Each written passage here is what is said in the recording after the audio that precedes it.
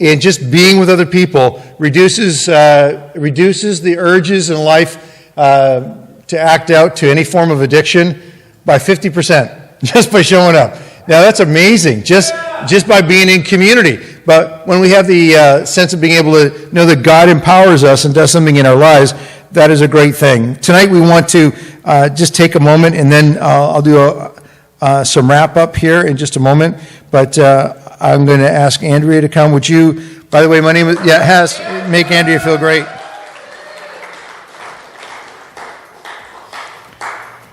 Hi, Andrea. Hey. I'm just, you're going to sit down for a bit? Yeah. Andrea's with us. She had. Thanks. Got it? Yo. All right. Can y'all hear me? She had. I think so. Okay. She had some dental surgery done on. Yesterday. And I told her, I said, you can get a pass on this tonight. And she said, no, I want to be here. So I think. He actually didn't say that. That you could have a pass tonight? No, you did. You might have thought it, but you never said that. Oh, I meant it. Yeah, that's what I thought in my head that I said to you. So let me ask you a couple of questions and we'll get going here tonight. Okay. First of all, just give us a brief family background. You came into the world and there's people around your life. And tell me about those people. Anything you want to say that's good that you can say in CR? Anything that's good that I can say in CR about my family?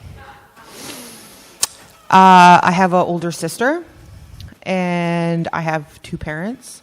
I have an older sister, and I have two parents. Okay. You know what? This is the challenge. I'm sure that there actually was some great things. Here's something really great. So my dad only did a couple of really good things as a parent. One of them, he was very meticulous about brushing our teeth. He brushed my teeth until I was 10. Seems a little ridiculous, but I'm actually kind of grateful for that. And then he read to us every night. And one of my favorite books I remember him reading to us, I think I was like 6 or 7, he read us The Hobbit, which was actually kind of scary when you're 5 or 6, but also awesome. So, yeah. Well, that's a good memory. That's a good thing. Yeah.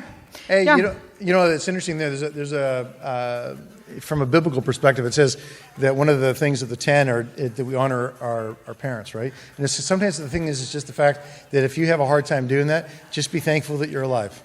It's a true story. And, and you know, there's a lot of times that we think the things, and if you can't go somewhere real positive right fact, just say, I'm so grateful I'm alive. And with all the struggles that we have in the room, we're grateful we're alive. Agreed? Yeah. And I every day I want to say I'd rather face the struggles and engage in the things that I'm dealing with. I'd rather be around other people who are doing the same thing, and that we do that with faith. So good.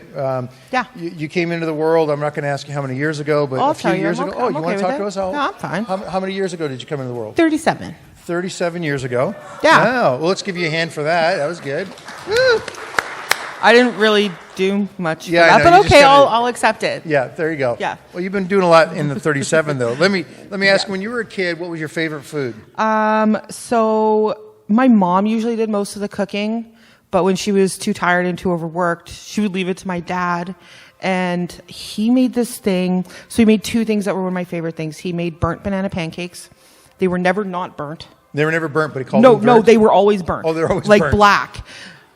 The best pancakes ever are burnt banana pancakes. And second was this thing he called Chef Surprise. And so really it's mashed potatoes, and then on the side he would cook like ground beef, put mushroom soup in it, and then he would put peas on top. My absolute favorite thing. And now I just found out that I'm allergic to all these things, and I can't ever have that again.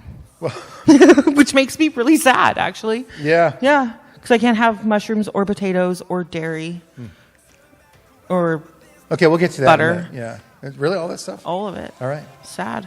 What'd you eat tonight?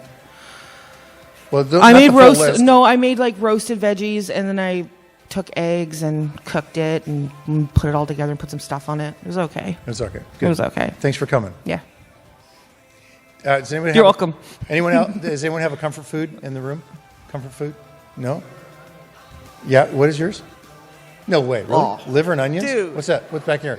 Yeah. What's that? Hey. Cheesecake. That's a comfort food. Comfort food. Eggs Benedict. Ice cream. Shout it out. Peanut butter banana. Those are good. Huh? Oh, scallop potatoes, yeah. Hey, got one over here? Marmite. Oh, all right.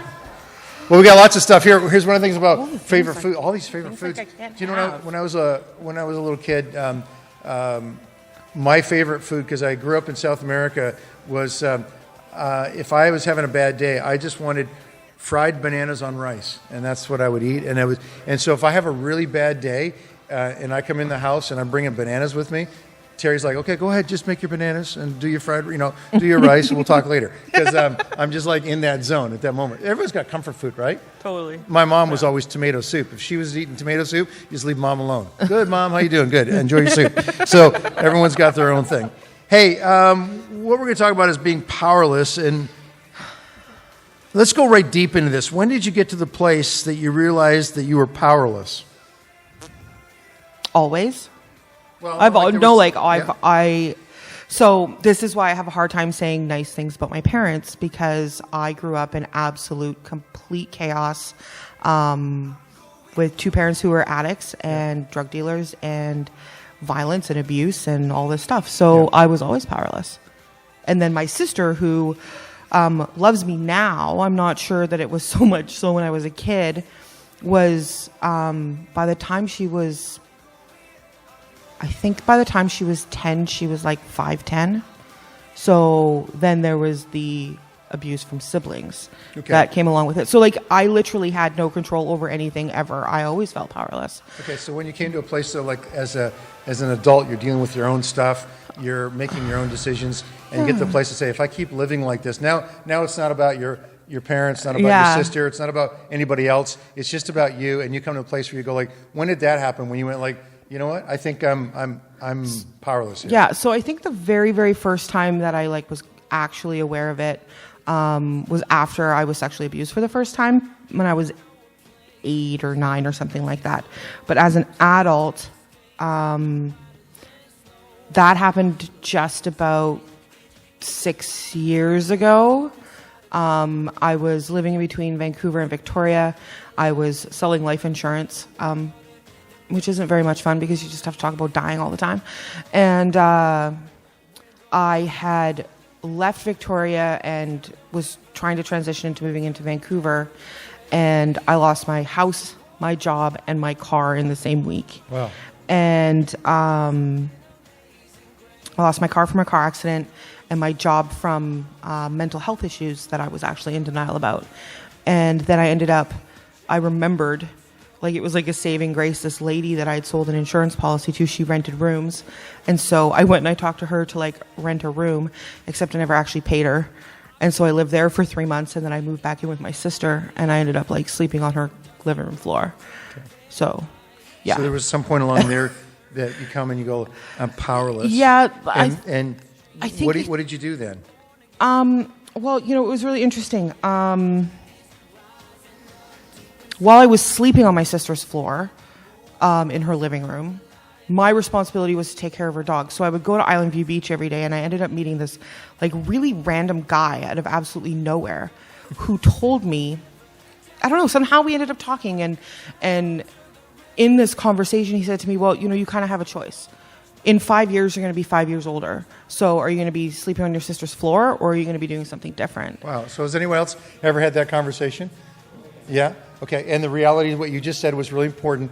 Somebody says, well, I don't know what I'm going to do, or I know what's going to happen. They say, well, make a decision. Because 5 years from now, we'll probably come for all of you, everyone in the room, probably. And you're going to get there anyway. So what you do right now is going to make a difference. So totally. That's what kind of hit you? Yeah. And I had been going to the beach for months with my sister's dog. And never saw this guy? Never saw this guy. Saw him one day, never saw him again. Yeah. And he told me that he was in the program, and I didn't really know what that meant. And then just within a couple weeks, there was a couple things that happened. I went to a doctor and told the doctor that I had a drug problem. My sister came home one day and told me about this guy that she had met through her work, had just came out of stabilization, and it just kind of started rolling. I was starting to see how out of control I was, and that there may actually be an option to stop it, maybe. Okay. I had a conversation with Mike tonight we're doing some similar reading stuff, and two polar opposites here, but they exist in our life. One is chaos, and the other one is order. Now think about it for a second, because everyone in the room has got a propensity, or you lean toward one way or the other. Some of you are going like, I love things to be totally chaotic. I mean, seriously, like there are people who love that, and then other people go like, I want everything in order, you know. And so, just for fun here tonight, how many of you would be like, everything in my life is really about order? Just be bold. Just give it a hand up. All right. And how about those who are in the room going like, you know what? I just love chaos. It's a lot of fun. Right. So here's the thing. So the space in the middle is called complexity. And so when you were in the middle of the complexity of your life, and you grew up in a world that was just crazy chaotic. Yeah. Yeah. It's like that was the first drug of choice. Chaos. Totally. Yeah. Yeah. So just to make things, whatever happens in life, it just gets worse. You know what I'm talking about? There's names for those kind of things, but whatever happens in life, it just gets worse, and you build a story up on it and make it big. So one of the big things that we need to talk about tonight about this thing about powerlessness is, when did you discover the power to ask for help? Well, so I was living in Vancouver doing that life insurance thing, trying to like actually build a life with my own power, my own resources, and all those things. And I met this girl who I went to work with, and I would drive her to work, and she asked me one day if she could pray for me, and I only said yes because it was rude to say no. And then my whole life changed. Like within 2 weeks, I was at church giving my life to God. Like it was weird. And I already had when I was a kid, but like as an adult, it's different. Because when I was a kid, I had no idea what I was doing, but as an adult, I kind of sort of a little bit had a bit of an idea. And When was that? it'll be Easter this year. It'll be 9 years. 9 years. 8 years, something like that. Any yeah. change in your life in 8 years? None. No. You're lying? Yes. You're lying. Yeah. No, actually, really, that's sarcasm. Yeah. And that's the thing that I've come to learn is that sometimes well, for me, when I gave my life to Jesus, like he had to like, okay, who has kids? How many people have kids? Who used to be one? Okay, you ever tried to clean your room and have to make a bigger mess of it than it was before you actually managed to get it clean? I think that's kind of what happened to my life, is that God had to come in and make a bigger mess of what I'd already done so he could clean it up and make it better. So, So let's stop there for a second. Okay. Can you hold on there? I can pause, yeah. Okay. So interesting. This is an interesting thought. So making a decision to say, okay, I want to get my life together. I'll put a spiritual component in my life. I'm going to do a God thing in my life. Anyone else in the room ever notice that that just maybe made your life a little bit more complicated? Or just a few of us in the room? If you think it solved all of your problems, you go like, whoa. Like some of you go like, it's like you weren't even aware of how many problems you had. Then you become like, oh my gosh, like do I have problems? Because it's like your conscience wakes up. Yeah. And it's like, oh man, things like start burning. Are you tracking here? So when we kind of go this direction, I just wanted to stop there. So something was happening those 8 years, and what's the bigger changes? What are the things that you're really grappled with that said like, man, it took a while to wrestle them down, but you got help to wrestle them through? What would be the big things? I just need some clarification. Are you talking like experience-wise, or are you talking about like character things, or both, or all of it? Let's do both. Okay, let's do both. Let's do both.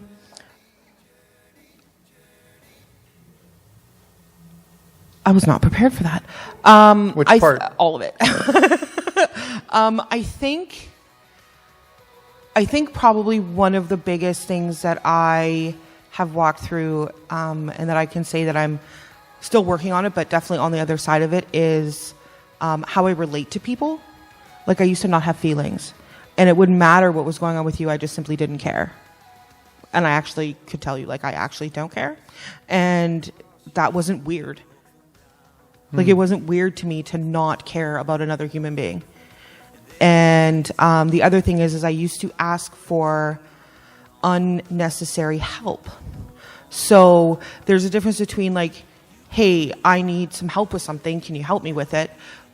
or can you just help me live my life and just help me with everything, and just like I was kind of like a leech. I was like I was a leech, and for a lot of things in a lot of different ways, and so I don't do that anymore. That's really great. And I think character-wise, I think one of the things that was hardest for me to work towards and work around actually was forgiveness. Forgiveness was really hard. Not only to be able to forgive somebody else for the things that they've done, but to forgive me for the things I did. And the role I played in the destruction of my own life. Wow. Yeah. Why do you think so many people struggle with asking for help? Oh, I have a good one for this. I actually spent lots of time on this. Oh. I did. I told you I was going to go home and work on this. Yeah, I did. So he gave me the questions at 4:00 this afternoon, right after. So I was just finished sewing class. And so fortunately I had enough time to go home and do this. It's really good. Yeah, but I wrote you at 2:20 and then you didn't write me back. But I was in sewing class. I just wanted, if we're calling each other out, I got it right on here. And It's I know you true. were in No, sewing class. it's true, But but then you I told me not to get a hold of you earlier in the morning because you were having a bad Thursday because you were. I said you were getting Thursdays. stuff done. Thursday. So I wanted to make sure that you had the opportunity to do that. Okay. Anyways, it's all good. It was more than enough time. So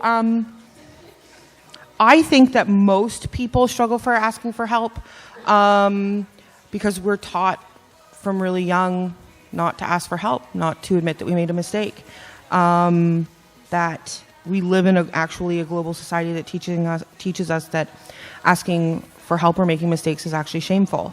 We're teased at school for it. We're made fun of for making mistakes by our siblings or our friends. We're actually punished by our parents for it. And so eventually we just stop asking for help. So we're taught that we're supposed to be strong and capable and independent and self-driven and all that stuff, but we're not. We actually need a lot of help. If we think about little babies learning to walk, you don't just help a baby walk, take 2 steps, let it go, and then it falls down until it's stupid. We pick a baby up and we keep on helping it, and we keep on helping it take those steps, and then eventually it's running and you can't catch it and you need a leash for them. But at the beginning, you have to really help them. And we praise them for that one wobbly step they take when they fall down, right. And as we grow from babies into kids and into adults, people stop praising us for the small little steps we take. And I think that is a huge part of it. So eventually it just becomes too painful to say that we're powerless over something, whether it be drugs or smokes or food or porn or whatever it is. We just rather simply hide it or pretend that it doesn't exist. And then, there's also, I can't speak for everybody, but I know for myself that I was afraid that the people that I thought were my friends or the people that loved me the most would bail if I actually admitted how bad things were. And I was more afraid of losing them than I was of asking for help. So I just didn't. I mean, they've already seen all the bad stuff I've done. They've already walked through it with me. I've already created crap in their life. So, there's that. So the reason why oftentimes we don't ask for help is because we're also, because of ourselves, we feel there's a pride issue that happens in our lives because it makes us look weak. It makes us look like we don't know what we're doing. There was a guy who showed up tonight. I invited him here tonight, but he showed up and he came early, and he was really messed up. And I'd asked him, so when was the last time, when did you shoot up? That's what I asked him. He's like, yesterday, I think. I said, so how has today been? He said, I'm really messed up. So I said, well, you can be here. I said, would you like some help? I just thought I'd throw it out because we're talking about help tonight. I said, would you like some help? And you know what he said to me? It's okay, I probably can take care of this myself. Yeah, because that always works out really well. Wow, dude. I was like, wow. Because I told him, I said, well, there are other people, you can come and hang out with some people and they'll care for you. You'll be all right. And as long as you're all right with that. And I'm not sure he kept, he was really looking to me and he kept saying, well, maybe you've done this too. He said, I just really need money. I said, well, what have you been doing all day? Well, I've been begging for money all day. And I was like, I'll give you some food, and you can hang out with some really great people, and we'd love to hang out with you. By the way, there are people who are hanging around like that in our lives all the time, right? And I just want to say, it was just a test. I was like, what can... And so by the way, we gave him some water, gave him a coffee, told him I'd give him food, whatever he wanted to do. But he just was... I hope he comes back, right? Mm-hmm. Yeah, I won't tell you his name. I just hope he comes back. I just felt in my heart all I could do was try to maybe show him through my eyes, maybe like you matter, and we love you and want you to be back. I don't know. Like, it seems so little, but hopefully we can be those kind of people. When you think about your life and in this area of your life right now, can I ask you a different question? Maybe you don't have an answer for. If you need help in an area right now, what is it? Oh, well, actually, I have that wrote down too. You did that. Okay. I did do that. Yeah. I actually have not stopped thinking about this since you wrote these questions, and I've been trying to figure out what to say and how to say it properly and all those things, and quite frankly, it doesn't matter.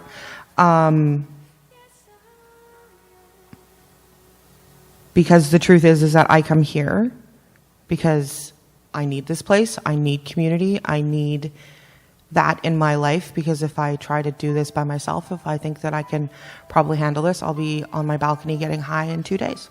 I just can't do this by myself. And so I'm actually really dealing with a couple really big issues. So I have smoked cigarettes for 27 years, and I'm 37. So for all you bad mathers out there, I've been smoking since I was 10. And I just recently paid a whole bunch of money to a naturopath to try and figure out what's the matter with me, because I know that I'm not physically as healthy as I should be. And so I have probably 12 or 15 things that I'm like super allergic to. Turns out that all of my favorite food I'm allergic to. All of it. Every single one of it. So all those comfort foods that y'all talked about tonight, I can't have any of them. And it makes me kind of sad. And yet I actually feel a lot better since I've taken most of them out. The other thing is I'm actually allergic to cigarettes. And yet I am still smoking. So you smoke a lot? Yeah. Yeah. Yeah. No, I'm just asking because I remember one day you showed me it was like my giant bag of cigarettes? your giant bag of cigarettes. It was Barb commented on my giant bag of cigarettes today, too. Like, what is that? Like, it's like a backpack of cigarettes. Anyways, it's like, not to call you. It's a carton of cigarettes in a bag, I got it. Hey, you know what I can say? Can I say something about community with you? You recently went through a difficult time where somebody died. Yeah, my best friend's mom died. Yeah. Yeah. And when you went, you connected with some of us in community, and you said, can you pray for me? Because I'm going to be in an environment that is going to be open for me. When you actually said just a few minutes ago, hey, if I wasn't dealing with my stuff right now, I'd just be on my balcony high. And, we had interactions and conversations through texting, just constantly checking in. Yeah. And it wouldn't have surprised me, but it was really great that through community and through God's work in your life, you were able to go through that season and go because one of the first questions I asked you when we got together was face to face. I said, so did you really yeah, which I actually kind of was like, that's a weird question to ask me, but it's really not. It's really not, because the last time I was at my friend's place, her dad died, and within 2 weeks I had started using again. Right. So it's actually not really a weird question, but it actually I never even thought about it. So the reason we asked the question is because we care about each other. Yeah, for sure. And that's important. Anything else you want to say? And then I'll do a couple closers, and then we're going to go group. Actually, I do have a little bit I want to say. Going back to the reason why I think people don't ask for help, and a lot of it having to do with, you're right, there is a bit of a pride thing there, but I think that really underneath that pride is actually shame. And I can only speak for myself, but in my own experience, it's about shame, and it's about, I was afraid that I'd already lost everything. But if I couldn't have a relationship with my sister or a couple of my really, really super close friends, that would have been a game changer for me. And I don't know if I would have actually made it through it. And for those of you who are in that spot, I get it. But there's this really cool thing that happens when you invite Jesus into your life, when you say okay after he's chased you for years and years and years. He never leaves you. In fact, when I am powerless and I say that, like, I can't do this, that's when he fights for me. That's when he comes alongside me and he does more, and he'll do it for you too, more than you could ever ask or imagine. And then he brings you to places like this. Because he didn't come here for all the healthy people, yo. He came for all the broken people. He came for the sinners. He came and he says he's like our friend, man. That's kind of awesome to think that the Son of God is my friend, is kind of awesome. So when we come to places like this where we're all broken people whose hearts are screaming out for better and more, and we get to come together and do life together, this is how we actually can heal and get better. Like I said, I actually had nothing to lose. I had nothing left to lose. So it was totally okay that I was just like, I can't do this. I have to go and do something different because what I know wasn't working. And there's this verse of Romans 7:18 that says something like, I want to do good things, but I can't because I'm a sinner. And I want to do good things, but I always just do the wrong thing.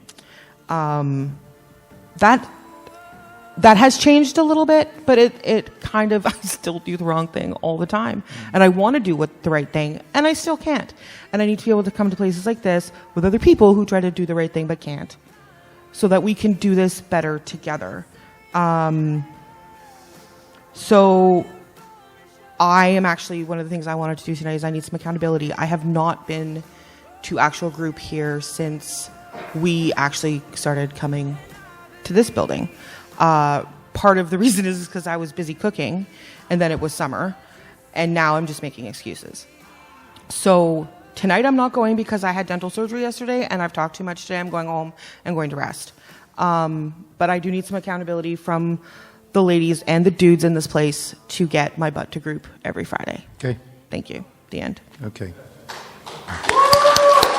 You don't have to leave. You can stay there. I get to sit here till the end now. We've heard a lot of good things tonight. This is my last few words on this, and I think we'd agree on this area. There is incredible power in asking for help. If you risk asking someone for help, the chances are they'll actually help you. In our minds, we think, well, I'll be rejected or someone won't help me. The simplest piece is what I started out tonight with the guy on the street. He asked me, can I have some water? That's what he asked me. It's like a Jesus question, right? It's like, are you kidding me? Did you just ask me that question? And I got some water, and then we had a conversation over water.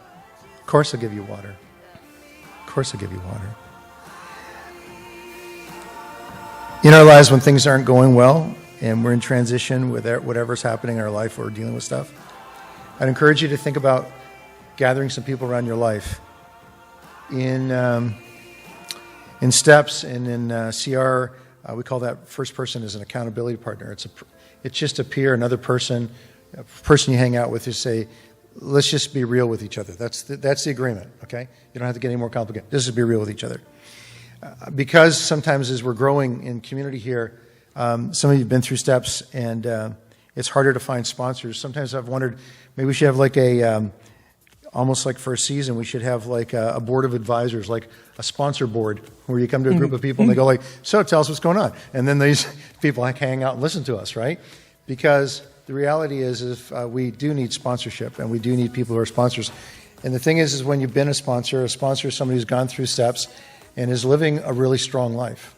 And as we know too, that there's the difficulty is being able to front ourselves or think differently. And so I think it's important for us, is as humbly as we can, is to bring ourselves in relationship with other people. I'll come back to that another time. We oftentimes don't ask for help because, as we've already heard, is from a variety of fear or arrogance or I'll do it myself. But it's important. Milton Olson said this. He said he's watching the birds fly and the geese are flying and going south. And when the geese fly and they go south, they go in what kind of formation? A V. A V formation. When they go in the V formation, why do they do that? They do that in order that they can, actually the first word that they do is they give uplift. In other words, when one is actually beating its wings, the other one is doing the opposite, and they're lifting the entire group. So one of the things is you can never do this on your own, so just get it in your head. This will never happen on my own. I need some uplift. And by the way, and you also need rotation. And rotation means is, it's like this big type A personality goose gets up there and goes like, all right, we're flying to Florida. That's not how it works. They fly and then they get tired and they move to the back and then another one goes and takes leadership. And then another one goes and takes leadership. And then another one takes leadership. And another one takes leadership. And another one takes leadership. And do you know that they can go 70 times farther that way?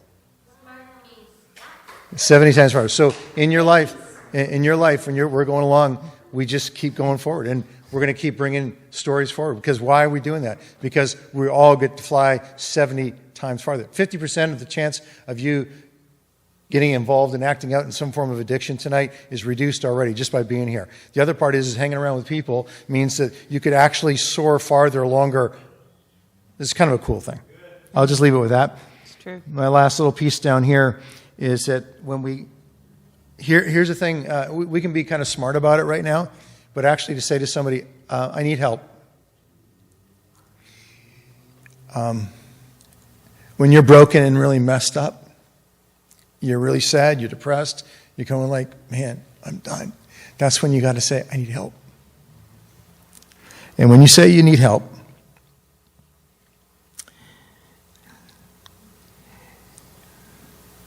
it's really important because you're saying to someone, help me. You're saying to another person, guide me.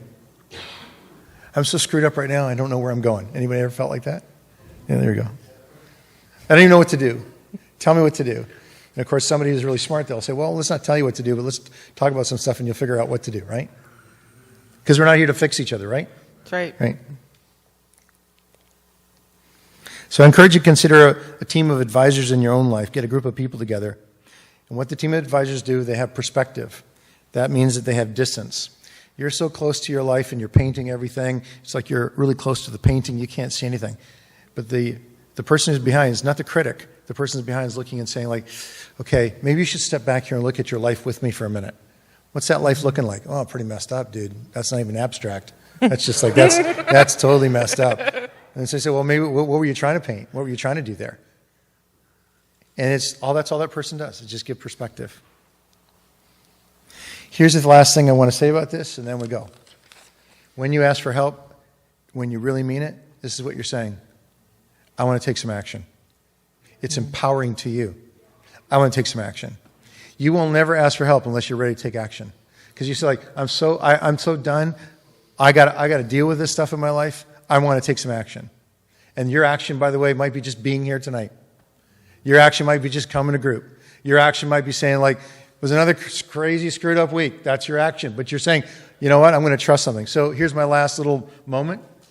I read a little passage every day. I said to the group that came forward earlier, my passage was from Matthew chapter 8, verses 1 through 4. I read the chapter today, but verses 1 through 4 really took me. It's a little story. It's a guy who had leprosy. The guy's super sick. Nobody wants to be with him. They're going like, dude, you are so sick. We don't want to be with you. What he does is when he sees Jesus come, he comes and he bows down. He gets on his knees before Jesus and he says these really strange words. Lord, if you are willing, you can make me clean. That's an interesting conversation.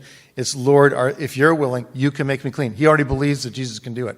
And then what Jesus does is like he turns around and he looks right at this guy and he goes, I am willing, be clean. That's just like that. Amen. And sometimes I was thinking in my life, I was thinking like, I'm glad that we go through things for a series of time and we work through things together in community. But I was just wondering, maybe as we already started tonight with a group of people, maybe you, in just a moment, I'm going to ask you to do a weird thing, but kind of bow your head. And if you're going like, you know what, if God could just help me with one thing, if I just said, oh, God, would you help me? And God went like, I'll help you. I can do this right now for you. And I don't know, would you believe that God could do stuff like that? Yes. I just feel like I forget it. That's why I read the text. And then it says, immediately he was cured. Immediately he was cured. I was like, that was crazy. That's crazy. But I'm just kind of bringing it to you because sometimes we at CR and those who are involved in STEP studies get a bad rap because it's like, oh, you guys just stay in your sickness all your life. That is not freaking true. So I'm just telling you, as strong as I can be right now. Maybe you could ask everybody who's eligible to be a sponsor to put their hands up for the people that are taking steps so they know who they can choose from. And I don't know how many there are there. You doing a selfie? No. That was great. How many people here have completed? No, and if I was, I wouldn't care. How many people here have completed the 12 steps and are open to be a sponsor? So if those of you who are looking for a sponsor, will you just look around right now? My hand's down, but the rest of your hands are up, okay? So I'm working with somebody else in this process. So hands up. So these are people, if you see them and you go like, maybe I should go and talk to that person, maybe they could help me, that's the process we go through. Thanks, Greg. Also, don't forget that if you're a dude, you don't get a lady sponsor. What's that? If you're a dude, you don't get a lady sponsor. Yeah. Sorry, Greg. Yeah, Greg. You have a wife for that. And ladies, you don't get a dude sponsor. Yeah, okay.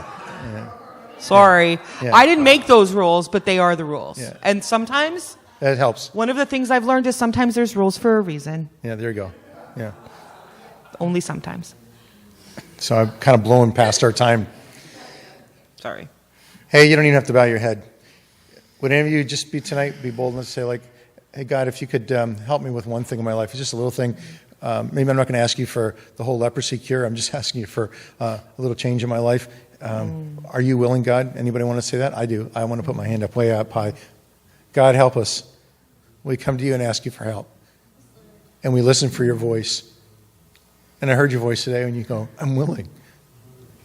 Be clean. I just pray right now that whatever is the bondage that's here would be broken in the name of Jesus. I pray for freedom that would come in the Spirit. I pray for a renewal that would come. I pray for newness of life and not anything but clarity. Bring continued and continual healing. Bring us through this season and continued seasons of recovery for your name's sake. In Jesus' name we say, and we say together, Amen. So I wasn't so bad, was it? So give yourself a hand tonight. That was good. And thank you. You were amazing. That was great. Hey, let's go to group.